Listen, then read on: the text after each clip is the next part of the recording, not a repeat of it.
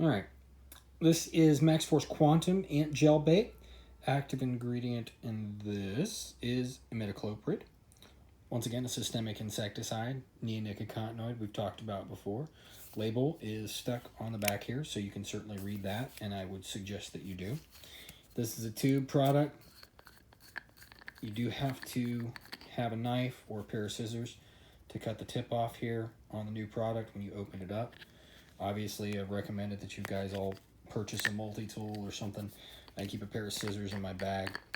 You want to make sure that the cap is screwed down pretty tight on this when you store it. It does get a little bit looser when it gets hot and a little bit tighter, thicker when it gets cold. So if we're doing an ant bait and it's cold in the morning or something like that, it may come out a little bit more slowly. With this, primarily we're going to use this in our Max Force buffet ant stations.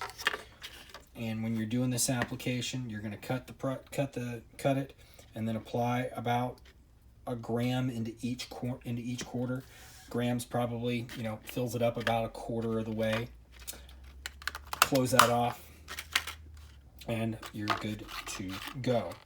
You do want to make sure on the Max Force Buffet that we have a Sharpie in your kit because they have to be labeled with the product that's in there. So if you're labeling it, you're going to take your black Sharpie right on there, Quantum, and then you're going to put the active ingredient percentage. So you put Quantum and then 0.03%. Same way with the Avion, you'd write Avion 0.05. If you put both in there, you put Quantum 0.03, Avion 0.05. Pretty simple. You're going to want to make sure we put those bait stations up and away from where people and pets are congregating, where they have access to them.